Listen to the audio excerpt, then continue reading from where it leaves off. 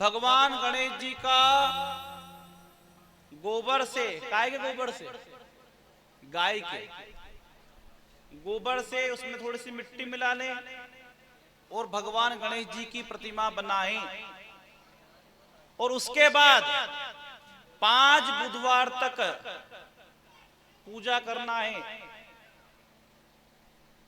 और संकटनाशक गणेश स्तोत्र का पाठ करना है, एक पाठ। अगर ये ना हो सके तो गंग गणपते नमः, क्या गंग गणपते नमः, इस मंत्र का जाप करना है।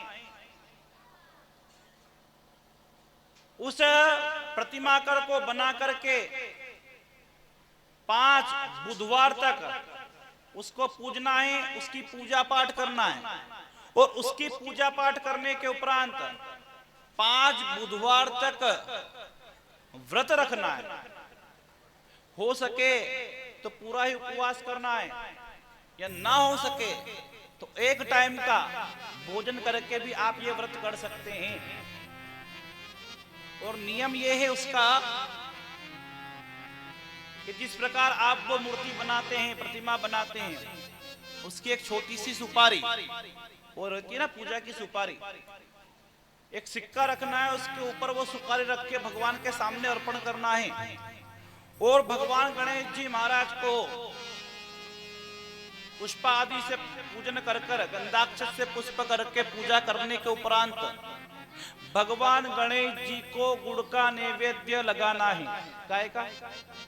गुड़ का नैवेद्य। भगवान गणेश जी को गुड़ का नैवेद्य लगाना है। और देखिए, गाय का जो गोबर भी होता है ना, स्वच्छ होना चाहिए, अच्छा होना चाहिए, नहीं तो इधर उधर से उठा के ले आओ तो कोई मतलब का नहीं है।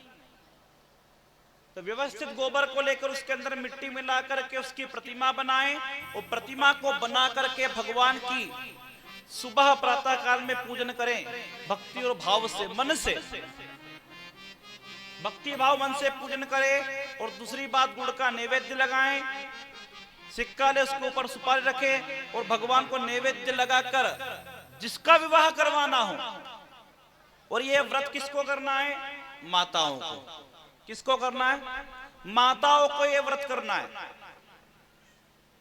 और वो जो गुड़ है जिसका आप नैवेद्य लगाएं, गुड़ का नैवेद्य इतना नहीं लगाना है, थोड़ा सा लगाना है। थोड़ा सा नैवेद्य लगा करके बालक हो या बालिका हो, उसको वो गुड़ का प्रसाद देना है। गुड़ का प्रसाद देने के उपरांत भगवान गणेश जी की कृपा हुई तो 1 से 1.5 साल में उसका विवाह निश्चित हो जाता है महाराज। ऐसा प्रकल्प बताया गया है। अच्छा, एक बात और बताएं, विवाह इत्यादि कर्म में जाते हैं तो वो लेके आते हो ना आप, गणेश जी लेके आ जाते हैं, आते हो कि नहीं आते हो? अच्छा, गणेश जी भी लेकर आ जाते हैं। अच्छा, व्यक्ति का अगर कुछ भी कार्य करवाना हो तो कैसे भी करके कर लेता है, तो वो जो लेकर के आते उसकी भी पूजा करनी पड़ती है। ऐसे ही रख मत देना घर में। एक और बात बताएं, आंकड़े की जड़ के गणपति जी, आंकड़े की जड़ के अगर गणपति जी मिल जाएं या ना मिले तो जो पुराना आंकड़ा होता है ना, उसकी जो जड़ होती है उसके अंदर निकलते हैं। जब जड़ निकले तो उसके अंदर उसकी आकृति बनवा करके उसके ऊपर सिंदूर लगाएं और सिंदूर लगा करके भगवान आंकड़े की जड़ की गणेश जी की अगर पूजन करता है, जिस व्यक्ति का विवाह नहीं हो रहा है उसका विवाह भी निश्चित हो जाता है। लेकिन मन से भाव से अगर करोगे तो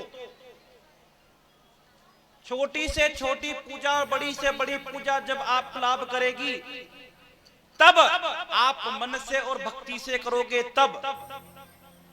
और ऐसा ना हो पाए तो जहां पर भी गणेश जी का मंदिर हो वहां पर भी जाकर आप पूजन कर सकते हैं। लेकिन ये जो बताया है इसको आपको ध्यान रखना है, सिंदूर लगा करके।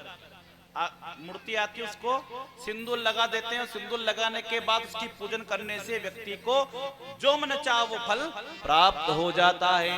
बोले गणपति भगवान की।